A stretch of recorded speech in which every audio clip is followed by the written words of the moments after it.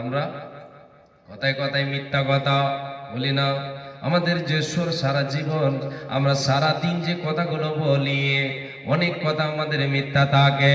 রে আল্লাহর গোলাম, মিথ্যা, আমরা মিথ্যার ধারধারি, আমরা নামাজ রোজার ধারধারি না, মিথ্যার দিকে আমরা অগ্রসর হই। সদাই যেন আমাদের আমি আপনি আমার আপনার জুবানকে অপবিত্র করে দিয়ে মিথ্যা কথা বলি, গালিগালাজ করে, এটা আল্লাহর প্রকৃত বান্দা বান্দের পরিচয় নয়। আল্লাহর প্রকৃত বান্দা বান্দের পরিচয় হলো সে তার জুবানকে কন্ট্রোল করবে, তার জুবানকে কন্ট্রোল করবে, জুবানকে পবিত্র রাখবে এবং সৎ পথে ব্যবহার করবে। এরপরে আল্লাহ বলেন, রে বান্দা, এই আমার বান্দিরা শুনে নাও, শুধু এই কটাই নয়, শুধু চলা এবং বলা নয়, আল্লাহ তাবারাক ওয়া তাআলা এরপরে আর একটা গুণ বলছেন, ওয়াল্লাযীনা ইয়াবিতুনা লিরাব্বিহিম সুজদান ওয়া কিয়ামা। যারা আমার প্রকৃত বান্দা হবে রে, এরা আমাকে রাতের বেলায় দণ্ডমান হয়ে সাজদা বনত হয়ে আমি আল্লাহ আমার জন্য এরা সাজদা করবি। যারা রাতকে অতিবাহিত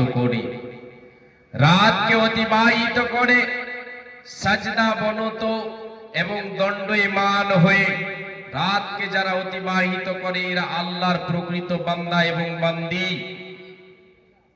রাতের বেলায় আল্লাহ তাবারাক ওয়া তাআলার সঙ্গে সম্পর্ক রাখবে বেশি।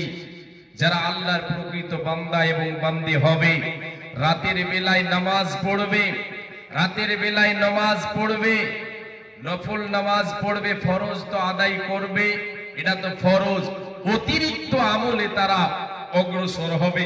রাতের নামাজকে তারা আঁকড়ে ধরবে, তাহাজ্জুদ আঁকড়ে ধরবে। রাতের বেলায়, রাতের অন্ধকার রাত যত গভীর হবে, আল্লাহর প্রকৃত বান্দা এবং বান্দির সম্পর্ক আল্লাহর সঙ্গে তত বেশি হবে। আল্লাহ তাবারাক ওয়া তাআলা বলেন, যারা রাতকে অতিবাহিত করে সাজদা বনত হয়ে দণ্ডমান হয়ে জিকির আজকারে রাতকে অতিবাহিত করে, এরা হলো আমার প্রকৃত বান্দা বান্দে।